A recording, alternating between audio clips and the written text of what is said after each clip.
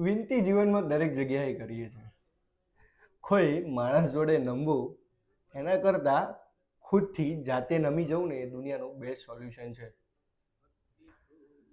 કોઈ વાત કરું તો એક વાત એવી છે કે જ્યારે જીવનની શરૂઆત થાય છે ને ત્યારે બે હાથ, બે પગ, બે આંખો, શરીર કશું જ ખબર નથી કે આની રચના ભગવાને કેવી કરી છે, હું કેવો દેખાઉં છું.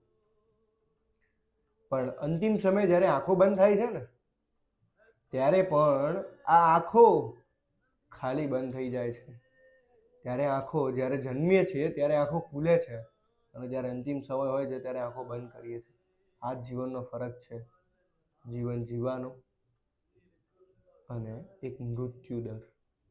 જ્યારે મૃત્યુ આવે છે તો માણસને ખબર હોય છે કે આ મારું મૃત્યુ છે, મારો સમય નિકટ આવી ગયો છે. તો ત્યારે ભગવાન ઓટોમેટિકલી જેને મળાવવાના હોય છે ને એને મળાવી દે છે. આ જીવનની રચના છે. શા માટે ભાગ કરો છો? કેમ આ દુનિયાની રિયાલિટી પર નથી જીવતા?